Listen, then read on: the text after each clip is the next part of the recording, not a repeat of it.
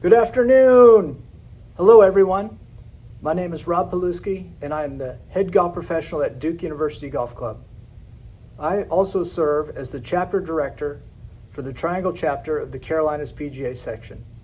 One of our goals is to provide a high-level education opportunity, and we are excited about this one. This webinar features Dr. Aaron Kay, Duke University Fuqua School of Business, Professor of Management and Professor of Psychology and Neuroscience. His research focuses on the relationship between motivation, implicit social cognition, and social issues. We're also fortunate to have Carolinas PGA and PGA of America Hall of Fame member and the general manager at Duke University Golf Club, Mr. Ed Ibargüen. Ed is a master professional and has been a regular on the Golf Digest Top 100 teacher list. We're also fortunate to have Duke men's basketball coach Jon Scheyer. Jon won the 2010 NCAA National Championship as a player here at Duke and the 2015 National Championship as an assistant coach and the ACC Tournament of Champions in his first year as head coach. I would like to thank all of them for taking time to discuss their views on leadership and player development. Please complete the quiz in the comment section to receive your PDR credit. I hope you learned something and enjoy this presentation, with special thanks to Ben Weeks and Jess Hansen for all their work to make our section so successful. Thank you very much for joining us today, everybody. My name is Aaron Kay. I'm a professor here at Duke in the business school and in the psychology department, and I study and research and teach the psychology of leadership. And I'm here today with people that you all know, Coach Jon Scheyer and our director of golf, Ed Ibargüen, and we're going to talk about leadership. I know I don't need to introduce these guys much, but just in case, Jon was a player here, of course, and captained us to a national championship, and then won another national championship as an assistant coach. And after that has now become our head coach and won an ACC championship last year. So he's off to an amazing start. Ed Ibargüen, as all of you in this audience know, is our director of golf, is a perennial top 100 teacher. He's been inducted into the Carolina and the America PGA Hall of Fame, and is the best at what he does. So we're really excited just to talk about leadership, and we're going to try to make parallels between basketball and golf and maybe in life in general. And I'm going to ask these guys questions, and they're hopefully just going to roll with it. Right. So we will lead off with a question that I think is unique to the types of leadership that they both do, which is that you both lead people who are trying to do extremely impressive things in their lives. It's sort of a rare type of leadership where people are trying to achieve something truly great. In Coach's case, it could be someone trying to make it to the NBA or win a national championship. In Ed's case, it could be someone trying to go play Division I golf or make it onto the PGA Tour, the LPGA Tour. And so my first question is, when you're trying to lead people into something so impressive, this must be complicated. What's interesting for both of these people is they themselves have done things that are extremely impressive and rare. Like I already mentioned, their accolades. And so what I was curious about is the degree to which, and we'll start with Coach, you're able to draw on your own life and how you had these insane goals and you achieved them to lead others who are trying to do something equally impressive. Well, one, it's great to be here with both of you guys. This is fun for me.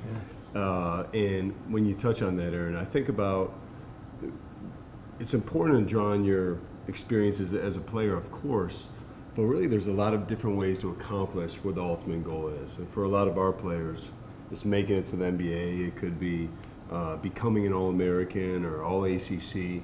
And so understanding what worked for you may not work for Ed. And I think that's something I've learned with time and being alongside Coach K for many years, seeing that how he's adapted coaching different players. And so for me, it starts with that. Each guy is different with how you connect, how you motivate, how you get them to respond or to become their best. But then also, probably most importantly, embracing that it's going to be hard. It's not easy, and any freshman who's ever come through our program, there's inevitably a time where you get knocked back, you have a setback, a failure, and most of the time it's multiple occasions where you feel that way. And so you have to embrace those and use those as an opportunity to grow. Do you, Ed, when you work with a regular student who just wants to be a little better at golf, but then sometimes they work with people who, they might be really young, but they have some sort of goal to be something incredibly special. By the time John or Coach sees his people, they're already pretty special. Yeah. But you're working with someone who might have these goals, they could be 10 years off, they don't know if they're going to get there or not. How do you approach that? You know, it makes it fun. First thing, golf is outside, and you got these junior golfers that are starting to play golf, usually led by their grandparents or parents, have some interest, and they come on out. And it's played in the summertime where it could be 90 degrees, and they're either carrying their bag or pulling a pull cart. It could be raining sometimes. There's some challenges in trying to get them excited about golf. And so, ironically, for us, we you get a 9.5-year-old that's just starting to play golf. And I have one that I started with at 9.5. He's now in his mid-20s and has gone from beginning junior golfer to being on the Korn Ferry Tour right now. So it's a long journey that we're about to take, and you got to make it fun. So actually in the beginning, we want them to play all sports. We want them to play basketball, soccer, baseball, whatever they have an interest in, and golf, because we want to develop them as an overall athlete. And then as you start to get them, if you make it fun, and that's the most important thing for kids. If it's not fun, it's not worth doing, because that's the start where then they start to realize, oh, I'm pretty good at this, and I want to do it more often. And eventually they'll start to tell their parents, hey, I want to focus on golf this summer.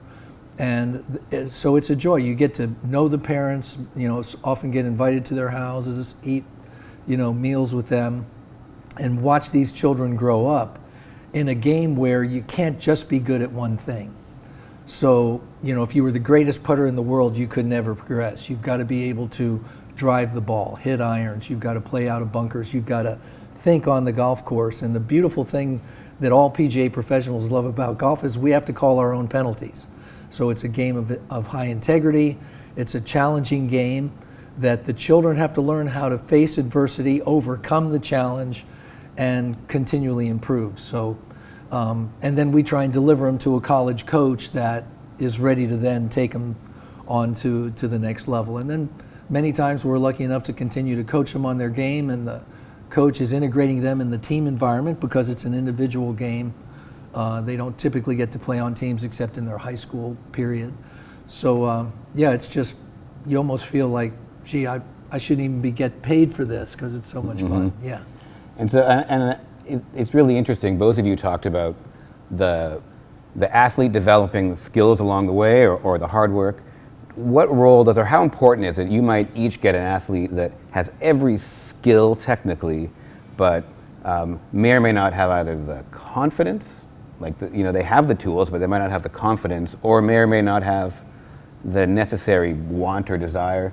Do you guys see your role as not just giving them these skills, but making sure they have that confidence, or they have it's hard to imagine that you could achieve something so rare. So how do you get them to believe that they can really do it? Or even do you think that's important? It's funny you asked that question, because as Ed was talking, there's, I think, the difference of basketball and golf. You can feel alone out there on the golf course, or at least I do when I'm out there. And in basketball, you're out there with 4 other players. You have a team where we always talk about getting outside of yourself. Sometimes the more you focus on what you're doing or what you're not doing, as opposed to just throwing yourself into winning, being the best that you can for your teammates. Where for me, when I'm on the golf course, I'm thinking about the shot I just screwed up, or I need to hit it the right way. It can be very mental. And so for me, I don't think you can overstate how important confidence is, being able to follow your instincts fully, and really knowing where a mistake isn't going to set you back. It's not good when you feel that way. And so for us, we talk all the time about body language. The way you look is how you feel. The way you feel, how you talk, and I really see it translate into success on the court. Yeah, I mean that's a really true statement. For us, confidence is a huge part of it. But more than that is just grit. Because golf is a game of misses. Everybody looks at golf. It's great for me to see these great athletes in other sports that then retire and their competitive edge still needs to go somewhere.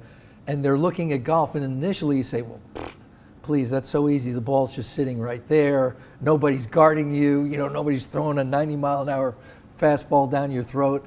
And then they start playing and they realize, gosh darn, this is pretty tough, And the amazing thing about it is you can't blame anybody but yourself. It's all about you. And there's so much time in between the shots. So in junior golf, we like to say that golf should be played 18 holes in 4 hours. But once you get into a tournament environment, everything slows down. Sometimes college golf rounds will take 5 hours, 15 minutes. And you're hitting approximately, if it's a good round, you're hitting in the 60s in terms of total number of strokes. And a mediocre round in college would be, 74 or so. So that's that many shots in a swing that takes less than 2 seconds, actually 1.6 and change, to execute, and you have all this time in between. And you've got to be able to let your mind go a little bit and then refocus when the shot comes and make an assessment on the lie, the wind, where the hole is located. It's a wonderfully strategic game. And I love it because it's a mirror image of life. It's like you've got to think in advance, but things always come at you and you have to overcome those challenges. So, I think, John, we were teasing before this program started that John hasn't played as much golf as he should have. Being a student, we would always tell him, come on, man, come on down, learn some golf.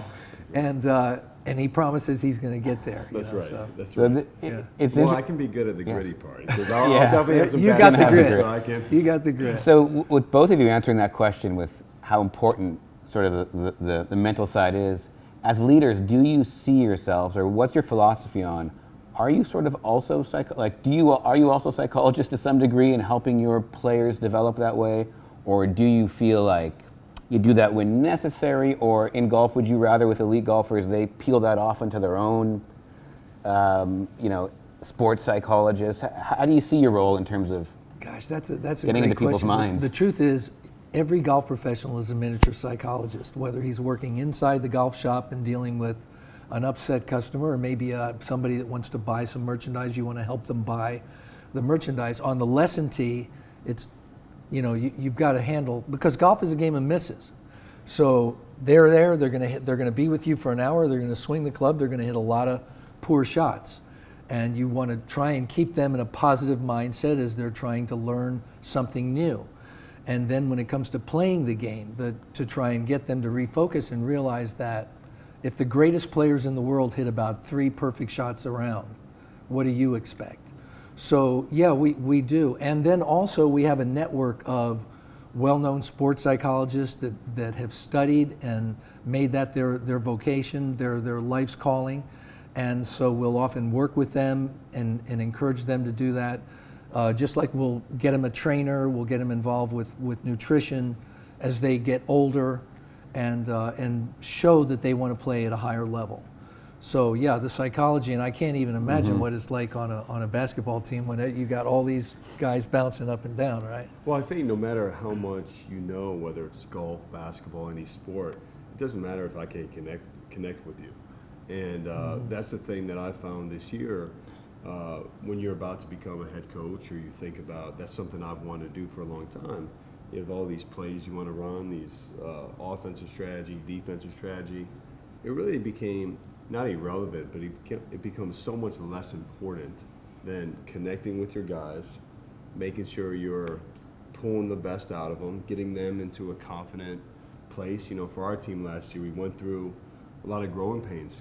Literally growing up, we had a young group, and how do you get them to understand what needs to change, because there's levels that need to go up, but also confident enough where you can do it if you have the right approach. So for me, of course, teaching basketball and coaching is something I'm passionate about, but the psychologist in me comes out with understanding we have to be able to connect with every one of our players. That's really true. And in golf, you're going to have all kinds of personalities. Where you're adapting, the teacher is adapting to the student. You're not teaching golf, you're teaching people. So the bottom line is you might have a very introverted individual that doesn't even want to talk, but you have to pull questions out of them. And you might get the other person that's actually overconfident. So you're going to have to trim those sails a little bit, Yeah, and and you have to do it then to blend them into a team. I only have to blend them into themselves. Yeah. Yeah, it's interesting, and probably with the team sport, you could do the psychology through the team to some degree. You can bring others in, but in golf, it's you and that athlete. It's an And then interesting the challenge. aspect of the parent. Like even in basketball, I've been to basketball games where the parents are going ballistic out there in the audience. Box out, rebound, come on, hustle, and they're giving, all this instruction. Same thing in golf. I mean, you get these parents, they cross their arms like this. The poor kid missed a putt, and the father's going like this and giving all this bad body language, and the juniors down here like this, and oh my gosh. So yeah, there's a lot of psychology to getting better. Okay, great. So maybe it's a good segue from the psychology to how we motivate people. You both lead teams, not just the athletes on your team, but you lead a large shop and a large organization. And both Ed and Coach tend to have slogans or mottos that they use really to build the culture and try to get everyone on the same page. In the case of Ed, Duke Golf Course, for those who haven't been there, has the motto of, and it's on a lot of the merchandise, getting better every day. And with the basketball team, John, this past year has used One Vision. I was wondering if you guys could talk a little bit about how much thought went into what are these words that we're going to use and put everywhere, and what do we hope to get out of them, how you came up with them, do they work, do they not work? I think people underappreciate the role of language and repetition in building culture. So I was hoping you could both speak to that a little bit. Well, for me, I had something personal happen to me with vision, and I don't think any of us wake up on a given day and say, I'm thankful for my eyesight. I'm thankful that I can see, and I think it's even harder to try to understand what you see or what you see. And so for me, One Vision is all about having the same goal at the end of the day, right? Where we all see the same vision. Therefore, we have one vision. And for us, we have a lot of different aspirations at our team, professional aspirations. Obviously, basketball is a team sport, but there's individual stats, there's individual recognition. In the end of the day, probably the hardest thing to do is for everybody to be fully embraced under one umbrella where there's a complete understanding that everybody's doing what it takes to win. And so that's what One Vision is about for me. We talk about it all the time. And look, it's the thing that I found after year one, you may say One Vision or you may talk about it, but that doesn't mean it's just going to happen. You need to constantly, I get tired of myself saying this sometimes, but that's what it takes in order for it to get through to staff, players, and everybody to fully, not embrace it because they have embraced it, but fully take it to the highest level that it can be. Yeah. Well, our getting better every day came directly from the game of golf, and that because there's so many different facets to the game, and you're not going to, you can drink from a fire hose, but you're not going to get all that water in your mouth. So it's a slow process, and if you can sort of get to a point psychologically to say, hey, I just need to be a little bit better every day. So when we hire people into the Duke University Golf Club staff, we want them right away in their policies and procedures manual, it's right up front, that we want to just try and get better every day.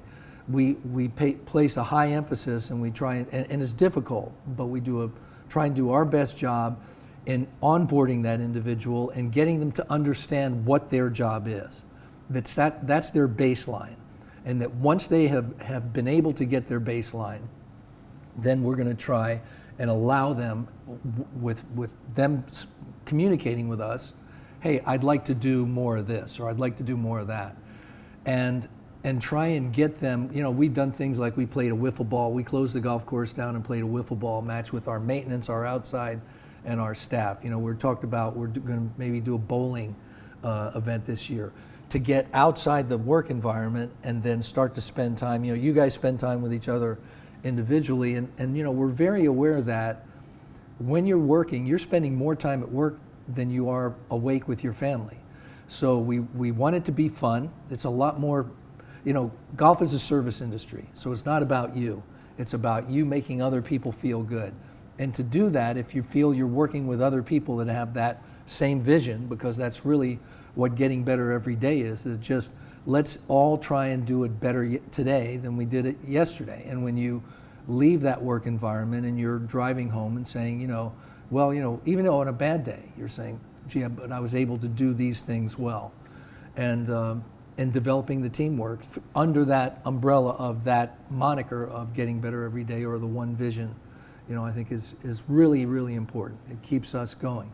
Now the challenge is, if your moniker for 35 years is getting better every day, and I carried this over from my previous place of employment that I won't mention, but which is the University of North Carolina. But They can edit that. They're going to right edit out. that Yeah. out. They're going to edit that out. That when you begin to realize that there's certain things out of your control. We want the golf course to be getting everybody, because the golf course is the heart and soul. The PGA Professional delivers the golden egg of golf, but it's the facility, it's the superintendent that has those greens in good condition. And golf courses are living and breathing beings. They deteriorate. And in our case, we try and keep our administration updated on, hey, we need some improvements and we have to do a big capital improvement, but you know what? Football needs this, basketball needs that. Mm-hmm. And so we've had some, I'll be honest, we've had some difficulty maintaining that idea of, hey, is Duke getting better every day when the cart paths are deteriorating or the bunkers are holding water? And so what we try and do is, like this year, we're going to repave the cart paths. We're going to get those fairway bunkers rebuilt. We added 2 new bathrooms into the facility. So we try and keep pushing that. Yeah, we are getting better, and we're heading to an unbelievable renovation, hopefully in the next several years, that'll really elevate us back to where we were when we did the renovation in '93. That's exciting. And one way, when you describe it like that, both the getting better every day and the one vision, sometimes you can think of them as they're a mindset, right? You want people to be in the mindset that they're trying to get things better every day, or that they're trying to all see things the same way. The outcome is sometimes less important than let's get them into this process. And I think that both those sort of mottos or ways of thinking are really powerful of getting you to think a certain way and aspire to things. So within the topic of your teams and building culture, one other question that I want to get both your takes on in your different fields comes to this idea of a leader sort of has 2 goals. On the one hand, you have to operate as well as you can. The team has as many wins as it possibly can this year, or the golf course is as highly ranked, or people are as happy as they can be, or your athletes do the best. On the other hand, as a really developed leader, we're trying to make our people that we're leading grow over time. And so you have these sort of, in the case of with basketball, it might be that you bring in a player who specializes in something, but for them to get to the NBA, they have to become broader.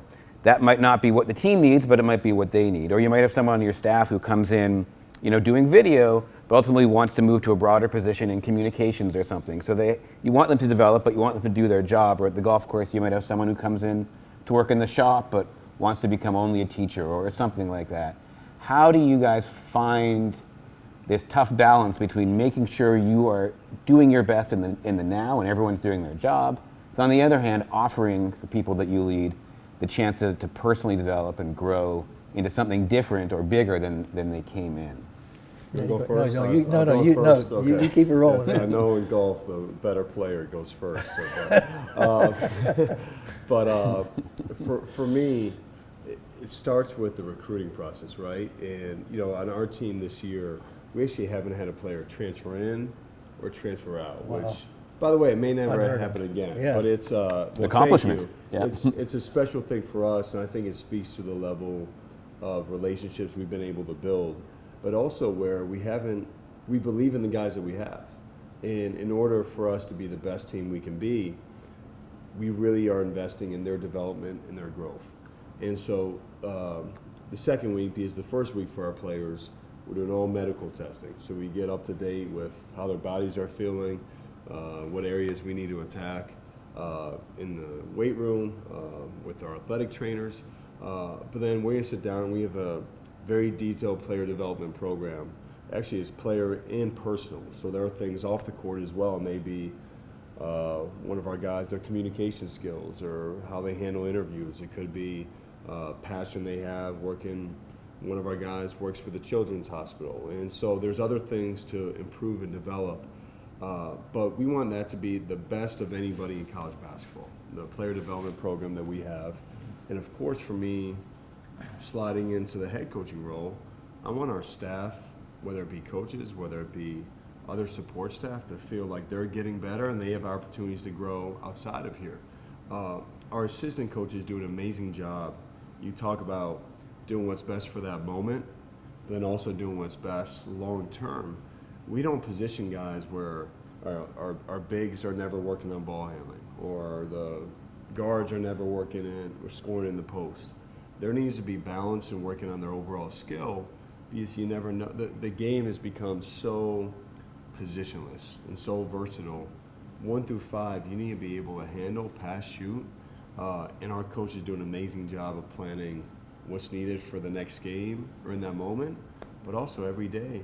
You know, Derek Lively every day in practice working with Emil Jefferson shooting threes. Every single day they get it in. He makes 14 in a row in his pro day. That's, you know, Yeah, that was amazing. No, it's amazing. Yeah, but yeah. it's a credit to Derek and his hard work, but also the job that Emil has done throughout the course of the year as well. Yeah, so in a service industry environment, you know, one of the things, first of all, in hiring, you're looking for a good fit. You're looking for somebody with a good personality that's congenial enough to be able to welcome a stranger into golf, because golf can be an unfriendly environment if you're not particularly even knowledgeable of the particular club, much more of the sport, where they're, you know, not quite sure what to do, where to go, that kind of thing. So you're looking for that first. And if you have that and you feel they would be a good fit that way, then you need to be sure they understand, hey, you're on stage every single minute you're working. People are watching you. And it's not a sporting event where we all paid a price to get in there, but they're paying to come enjoy the facility. So you're there to make a difference. And ironically, in golf, the lowest paid employees are the ones that impact the actual experience more than the individual, the golf shop professional, who can maybe be welcoming and friendly, but that first face you see, the last face you see, thank you for playing, that sort of environment. So if you can get them then to fit in where everybody's doing it, you know, and that they buy in because they're in charge. So to me, I've never liked to work for somebody that was watching over me to tell me what I was doing right or wrong. So we don't do that. But we empower everybody, even the young assistant that's now working behind that desk. He's in charge of the entire facility, and we want them to know that. The outside individual, that starter, is in charge of the first tee over the golf professional in the golf shop. So they all have very, very specific jobs that they've got to understand in terms of the teamwork. I've got to communicate. Communication is incredibly important with the golf shop. The golf shop, well, I've got somebody that just walked in. Is there any place we can fit them? You call the starter. The starter says, oh yeah, I've got a slot for him at 10:10, send him up. And then, you know, so it's a constant. It's every day is a different, you know, different people are coming in. And sometimes people are unhappy when they're showing up. We need to try and make them, hey, now it's time, put work aside, your issues aside, let's have fun today for at least a few hours. And our staff does a fabulous job of that. And the people we've hired in the leadership positions, both on maintenance and on the golf ops side, they're all in. So that really helps. Well, this has been fantastic. You guys have had amazing insights, and it was, I knew you would be able to blend basketball and golf into these common takeaways. There's a synergy there. And it's there. Yeah. I really appreciate both of your time. I know you have very busy days, so thanks very much for being here. I hope everyone had a chance to learn something. I certainly did, and thank you very much.